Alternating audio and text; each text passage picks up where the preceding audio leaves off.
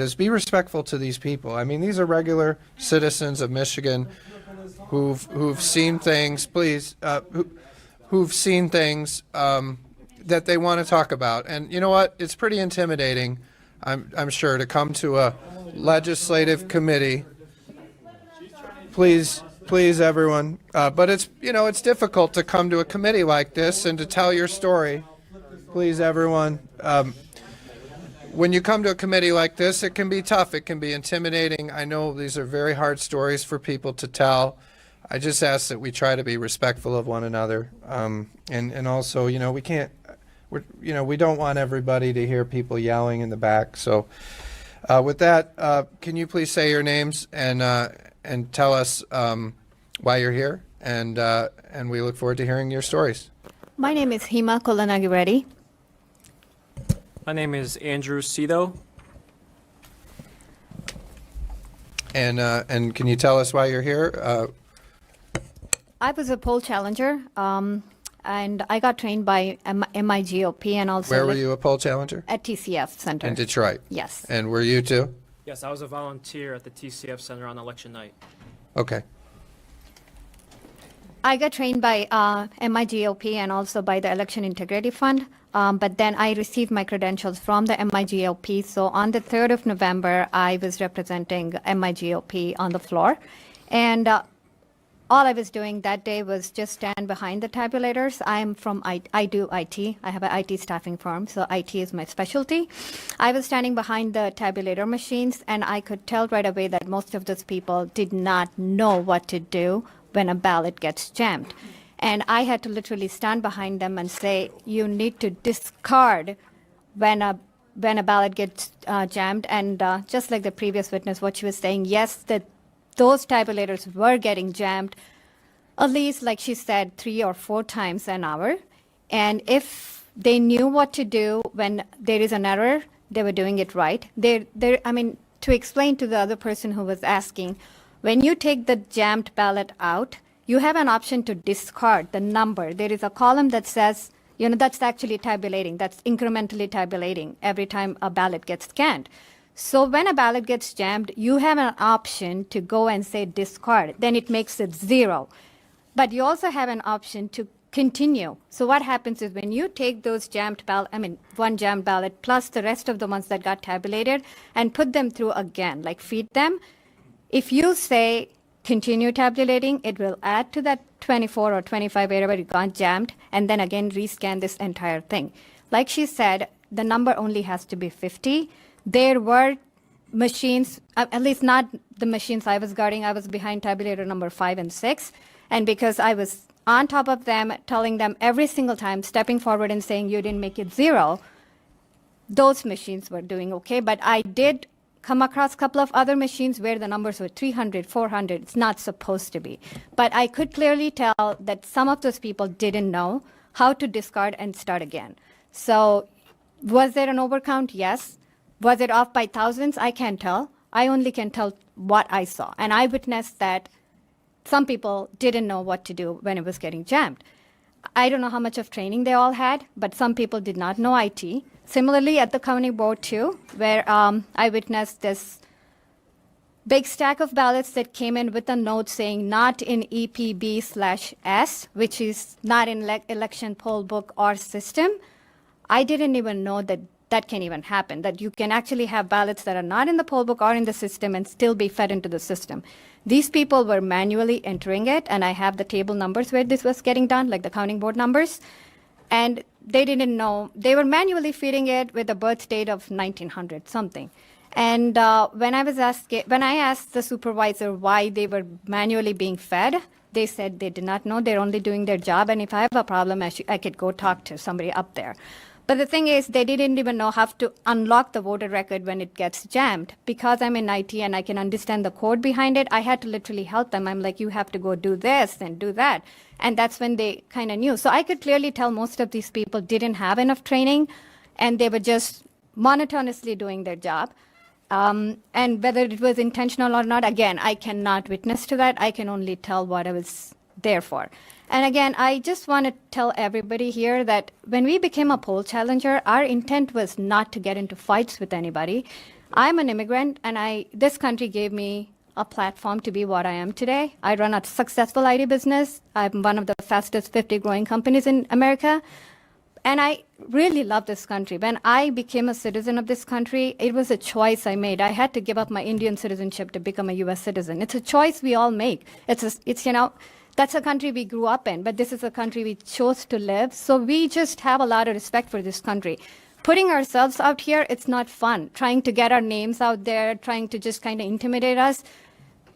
You have to understand, coming to a country where we have nobody and then start our life here, it takes a lot of courage. So we do have courage. And especially for me to do this, it's really scary. It was very scary because I am a very private person. I have no social media accounts. I just like to live a very private life. But I knew what was at stake from what I witnessed at TCF, and my heart broke because I had a lot of respect. I still have a lot of respect for this country, and I don't believe in racism as like the mainstream media narrative. This country has given me a lot, and I'm very thankful for it. So today when I'm doing this, it's not because I'm trying to say who's good or who's bad. I'm just saying that this needs to be fixed. In a country like India, we have a national identification card without which we cannot vote. When we come into this country, we have a retina scan, we have fingerprints, everything when we are entering into this country through a border. How is that a vote, which is the single most important thing any person can do, is actually being cast without an ID, without any kind of oversight, and those ballots getting duplicated without an oversight, and all of this fraud that was happening? It was heartbreaking. So that's why I decided to put myself here. Another thing that I noticed is that there were Democratic challengers there. I don't even call them challengers. They were agitators. They were only there with one purpose. When GOP people or nonpartisan people signed up, we were only trying to ensure that there was integrity. Whereas when Democratic challengers signed up, their only purpose there was to intimidate the GOP people and get them out. So that was what was happening on the 4th when I got on the floor. I didn't have my GOP tag on, so automatically I was assumed to be a Democrat. And I have seen some women who came to me and said, let's get these MFs out. And she was singing that song. And for me, I don't listen to secular music, and these days you can't even tell what is cussing and what is a song. So I thought maybe she was really singing a song. But then when I saw that she was targeting white male Republicans, accusing them of something like your mask slipped, you were not 6 feet away, so you need to go out, and your phone was out, and they were really intimidating all these white people. And I put myself out there, tried to help them, saying, why are you getting them in trouble? And they said, why are you taking their side? Then I showed my GOP tag, and then she said to me that I am on the wrong side because I had a GOP tag on. I was literally shocked that, somebody can judge me because of my political affiliation and say whether or not I'm on the right side or wrong side. I can think for myself. But then at that point, I saw that Republicans were getting escorted, and so many people got escorted that we became pretty scarce. We couldn't even man, we had only one person manning 4 or 5 tables because we were so low on numbers, and there were so many Democratic challengers there. So I just went to Election Integrity Fund and got my nonpartisan tag.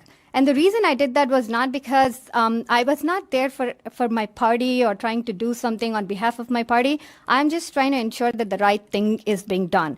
So when I got the nonpartisan tag, at the counting board, the poll workers were very respectful because of my nonpartisan tag. But when I had the GOP tag, the first thing they said is 6 feet. You know the rule or you will be sent out. And I'm like, when I had the nonpartisan tag, a lot of rules didn't apply to me.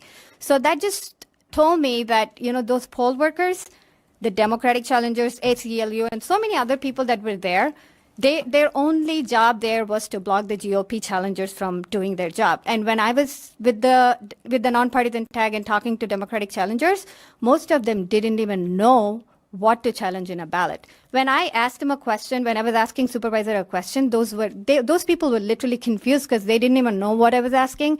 And then when I asked one lady, where did you get trained? She said, trained for what? Because they didn't know what they were there for. Their only job, I could tell there, was to block the GOP people from challenging or intimidate them and get them out. And did you have something to say also about your experience? Yeah, so because I was a volunteer, I came in for my training around 9:30 p.m. at the TCF Center.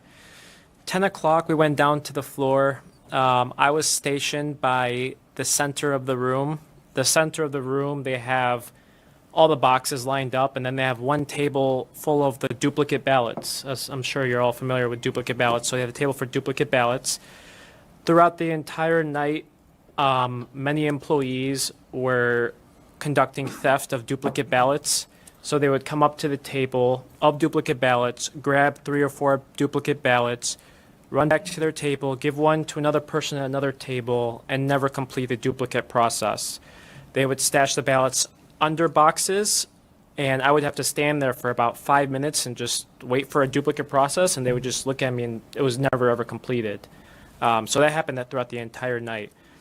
Then around 4:30 a.m., we had an announcement that a new shipment of ballots were arriving, and these boxes of ballots were brought in by Mr. Baxter himself at 4:30 a.m. from the rear of the room.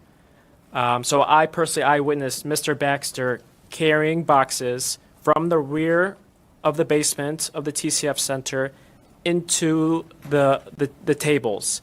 So each box, I approximate 600 ballots, and it was like a full. What you have to know is that these tables, there's about 7 tables. They were 10-foot tables each. Every table was full of boxes of ballots. It's not tens of thousands or 20,000s. I approximate 50,000 ballots were brought in.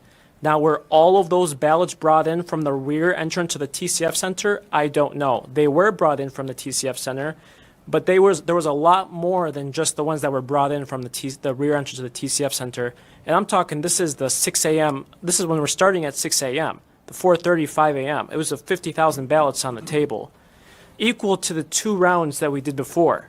We did a round around 10 p.m. to about 1 a.m. and then 1 a.m. to about 4 a.m.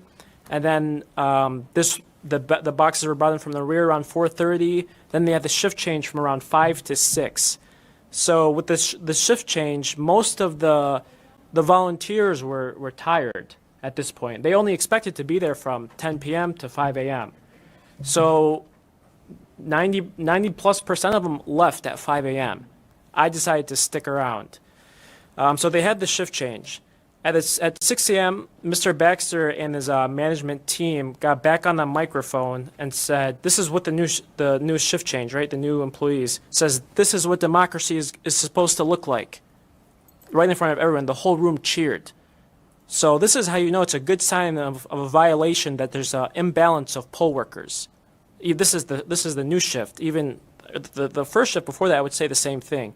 But this shift, you can tell it's the same, again, another imbalance of poll workers, because the whole room cheered. So based off my sampling of a dozen duplicate ballots from 6 a.m. to about 2 p.m. the next day, because I was doing duplicates, from these duplicate ballots that I observed, none of them were for Trump. None of them. And from the other 2 shifts or 2 rounds that we did earlier, only 1 ballot that I witnessed from a duplicate was for Trump. So I'm talking just a dozen off my sampling from that 1 shift of 6 a.m. to 2 p.m., none. And throughout the whole night, I only saw 1. 3 other challengers around me told me the same thing from their sampling. So also, we challenged ballots all night. Every challenge was refused. They never carried it out. They never issued challenge ballots. There's no track, no remedy, no records. No recording of any challenge ballots the entire night. So we challenged. Poll workers changed duplicate ballots to straight Democrat ticket. So for example, it would be like a mixed ticket, bubbles filled in everywhere. I witnessed employees taking their pen and filling in the Democrat straight ticket when it's not. And so you're going to have other people testify that when it goes to adjudication that they see 2 different parties filled in. And then 9 times out of 10, you're also going to have testimony too that says that the employees were saying it should go to the Democrats. That's true. Because there's 200 tables, 150 tables, however many tables there are, 5 employees per table, and they all have pens. And I eyewitnessed them writing a ticket for the straight Democrat ticket. So I also witnessed like duplicates of duplicate ballots, which was very strange to me. We were making a duplicate, take it back to the tabulator, and again, make another duplicate of the duplicate. I personally asked the employees, hey, why are we making, first verify, is this a duplicate of a duplicate? They said yes. I said, why? This is the tabulator says unknown reasons. Okay. So, and then I also at the tabulators did see the double counting on the jams. I saw that several times. They would take the ballots that were just scanned and just rescan them again once there would be a jam. And then around 2 p.m., I leave the room for about 5 minutes to grab a snack because they're saying, you know, snacks are coming in, go grab a snack, go ahead. I leave the room 2 p.m. The minute I leave the room, they block out the whole room with coverings. They prohibited access back in for me. And they said it's because we're exceeding COVID capacity.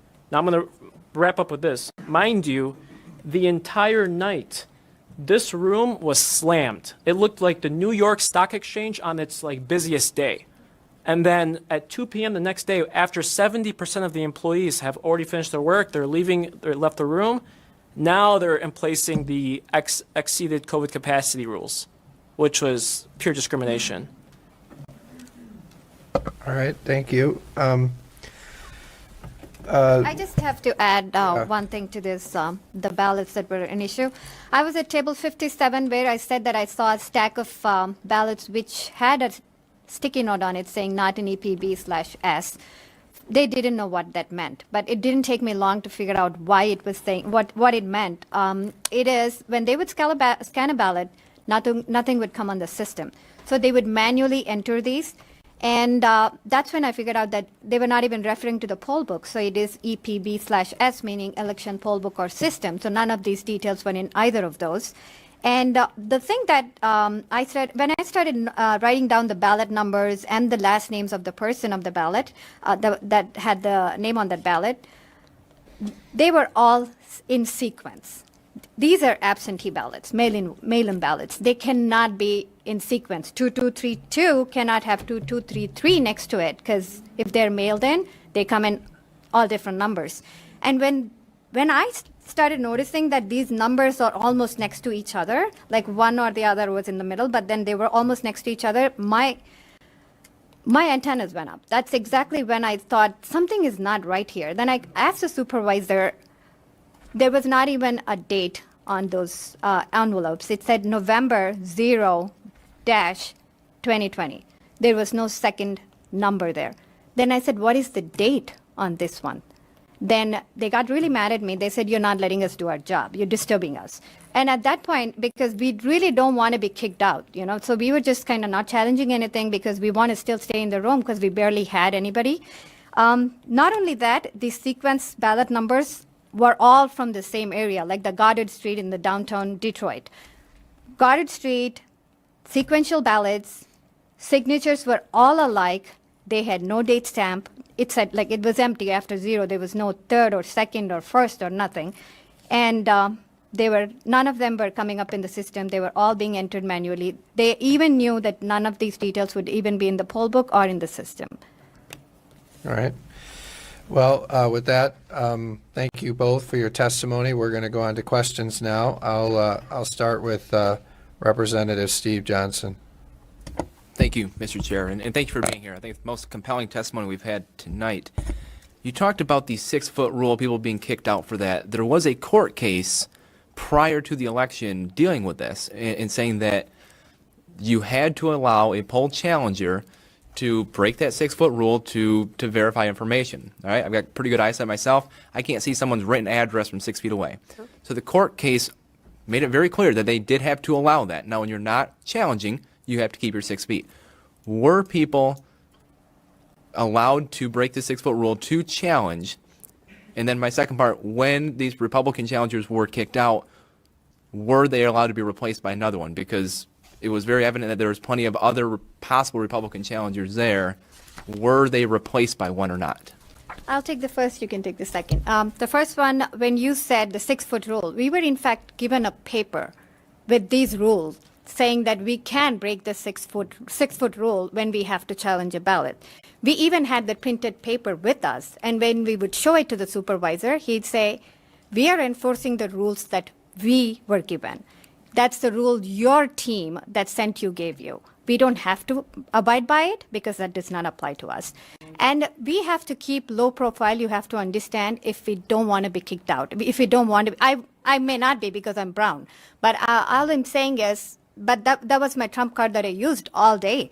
But then the thing is, that's not a privilege for a white person. So white people, I could see, were not even daring to ask a question because if they were even a little bit louder, they would say, you're disturbing them. So they need to get out. And you have to understand the poll workers were ganging up with Democrats. They were all in on the same team. And the only people that are being isolated are the Republican, white male Republicans. So that's Please. racism. If people ask me, was I ever treated unfairly? I would say rarely. Come to India, you will know what racism is. But here, no, I've been treated with a lot of respect. Now I see white people are being treated as, so much worse than, I was ever treated. So those people were not able to really loudly challenge because they will get kicked out. They did not want to abide by that rule where we can break that 6-foot rule to challenge a ballot because they didn't want to listen to what we had to say. As per the second question, no. They were not being replaced. Republicans Once were you're not out, you're replaced. out, So when a you Republican challenger was escorted out, they were not allowed to be replaced by another one. The only ones welcomed in were the media, no challengers from our side. But I would say there was two separate systems. There was our systems where we were exceeded COVID capacity, fall in line, follow the rules, and then there was the friendly, welcoming. Oh, you're the media. Come on in. Oh, who are you with? You're with them. Come on in. Another thing I also have to say is when the GOP people were getting escorted out with or without handcuffs, every poll worker and all Democrats stood and clapped like it was some kind of, they all won a lottery ticket. And that is exactly when I decided I'm going to do this because that was heartbreaking because these people were doing a job, a volunteer job. They were not getting paid. They all were leaving their work to be here for their country to ensure election integrity. And they were treated like criminals, and that's not fair. Representative LeGrand. Thank you, Mr. Chair. If I could just ask you the same question I asked the last witnesses.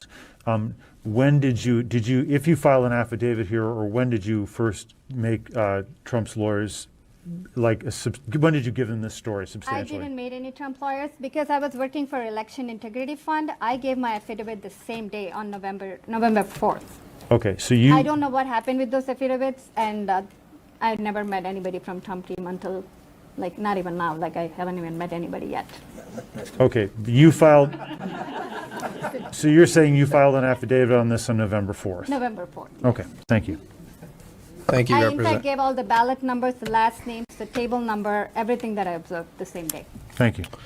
Thank you, Representative LeGrand. Next, we'll go to Representative Riley. Thank you. I just wanted to try to understand what this was like when somebody tried to challenge a ballot.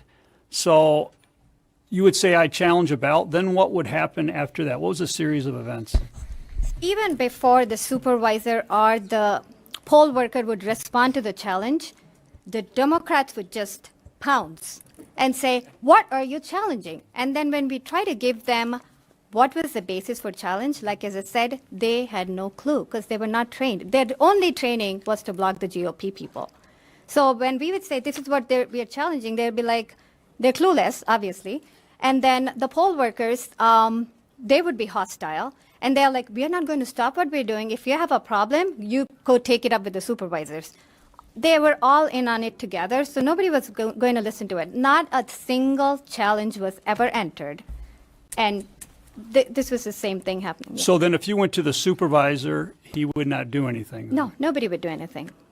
So in addition to that, thank you. In addition to that, when there was no Democrat challenger, which I witnessed in the minority of times, I would make a challenge and the head of the table would say, what's wrong? And I would say, this is wrong.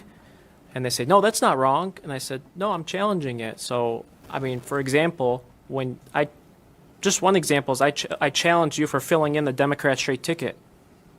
Is that, can I challenge that? No, it's not a challenge. No, document, just push it through. That's what they did. Oh, thank you.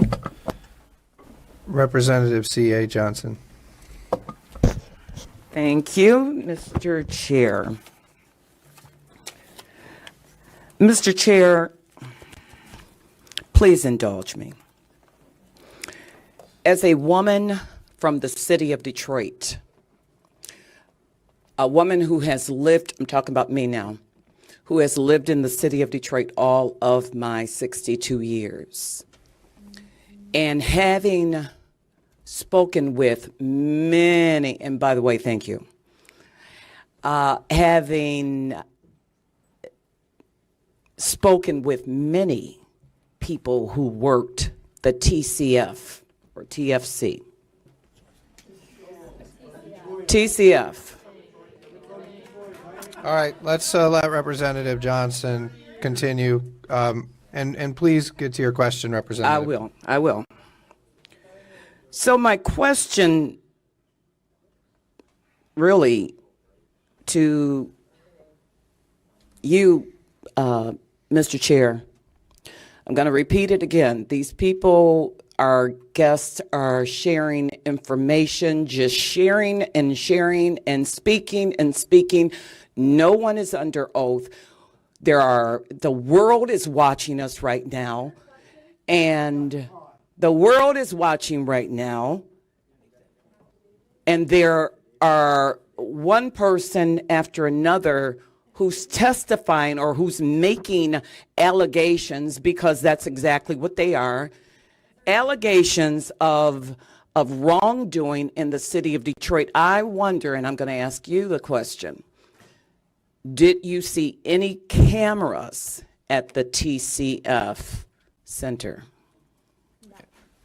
All right, so. And Representative, I just want to remind you, I think it was the purpose of today's hearing to hear from people across Michigan who witnessed things at the TCF Center. That's why we're here.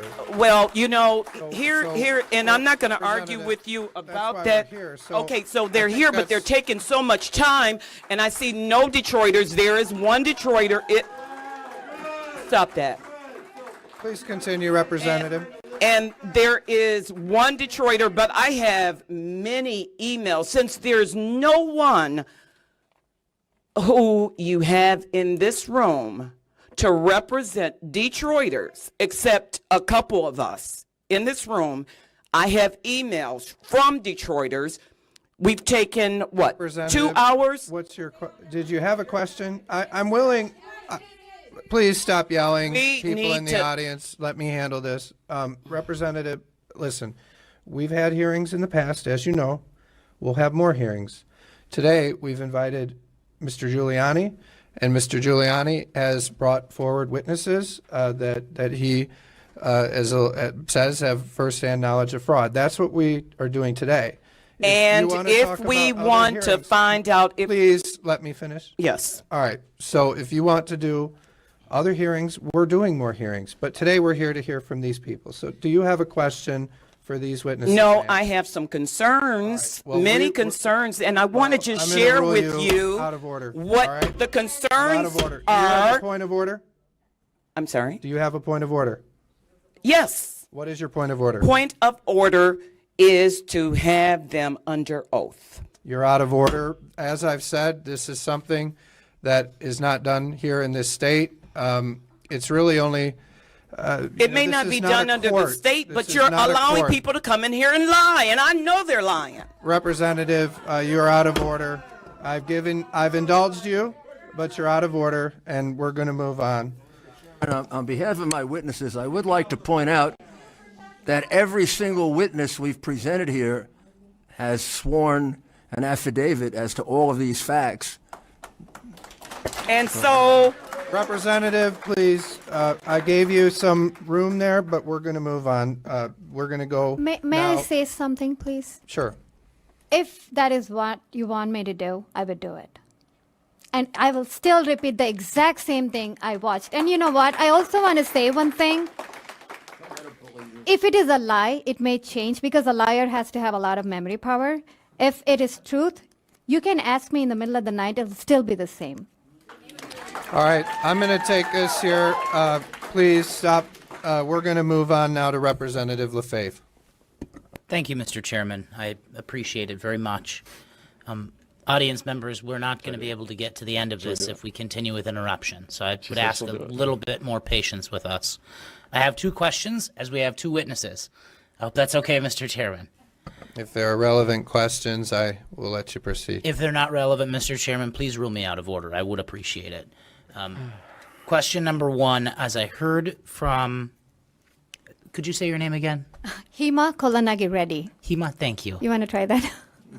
I'm going to try it once. I'm not going to try it twice because I got a bad memory.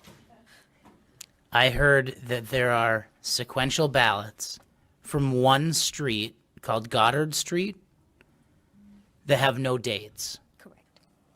Approximately how many would you say? Each box would have 50 ballots. There were about three boxes there.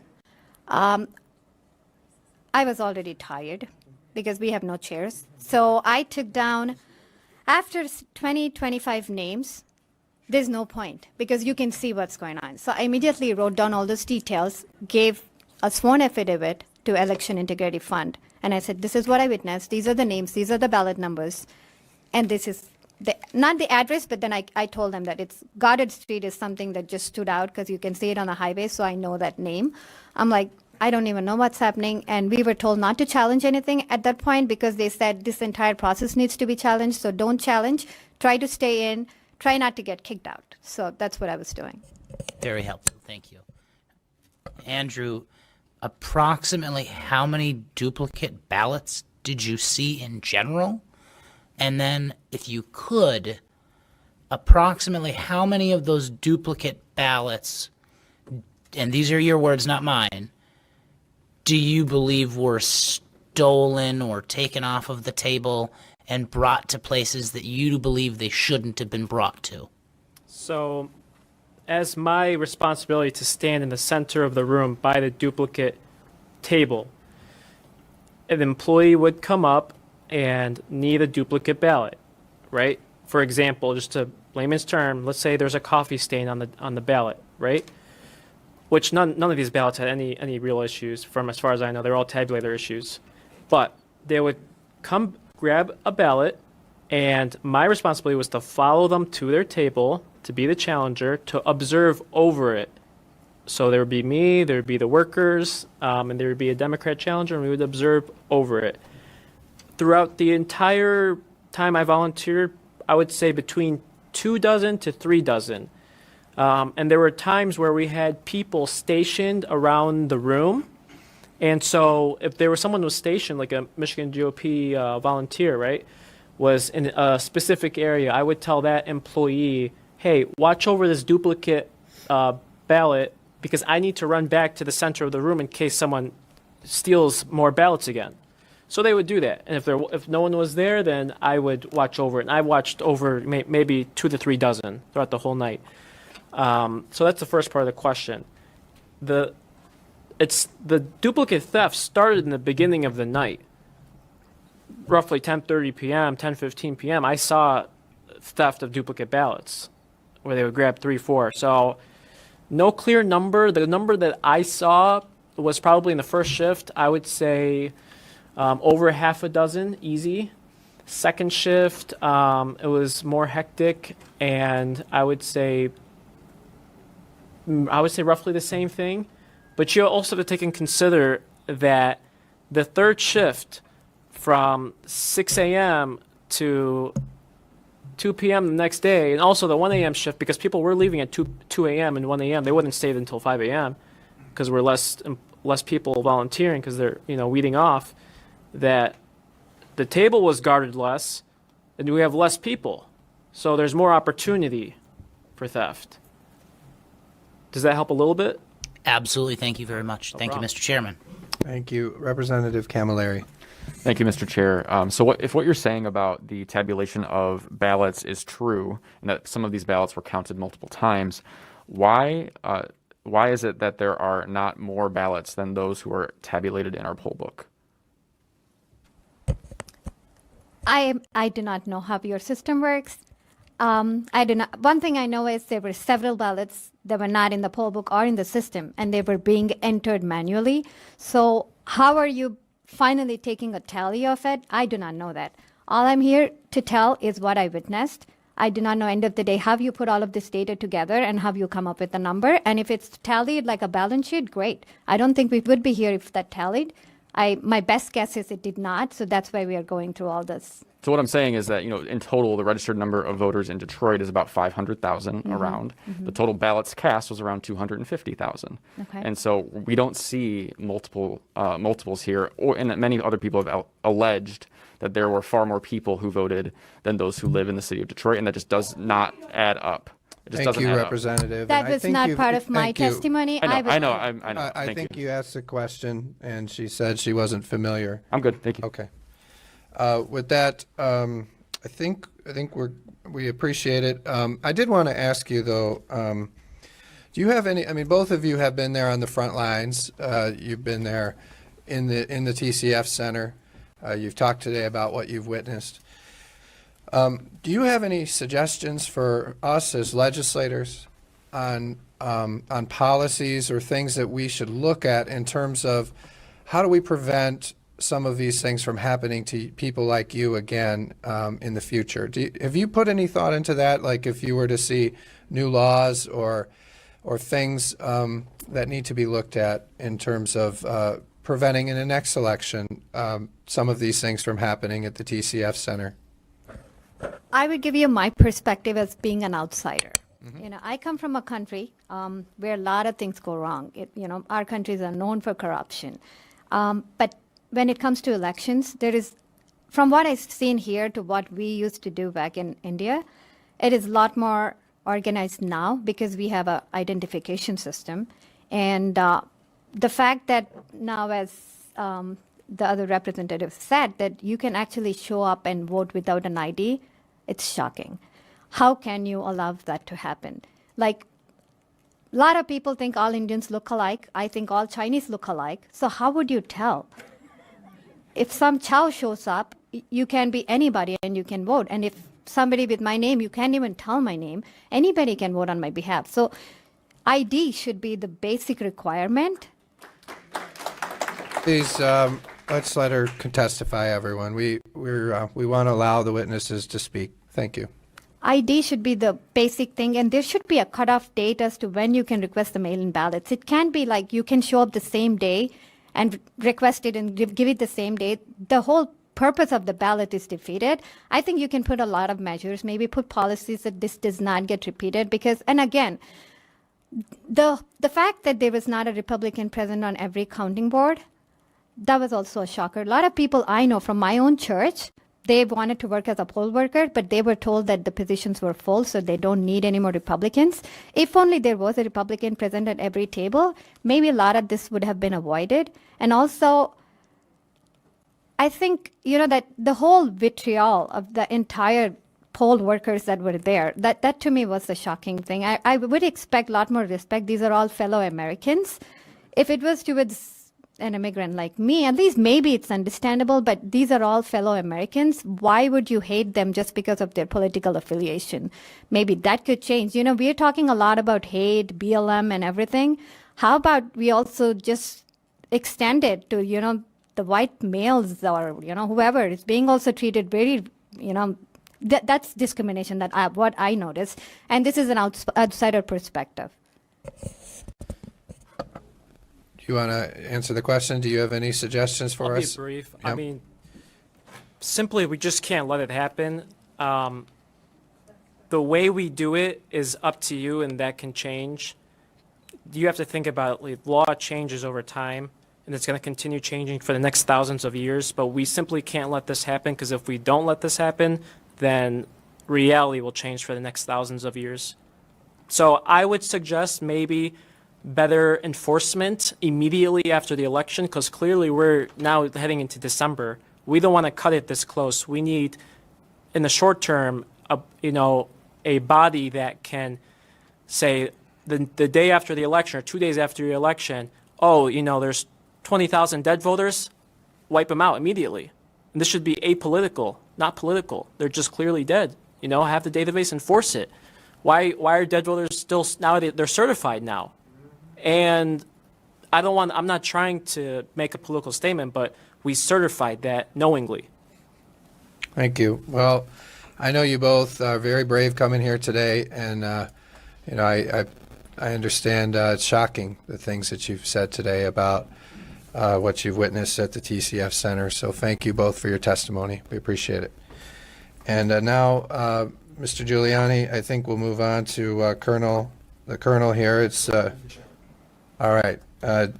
So Colonel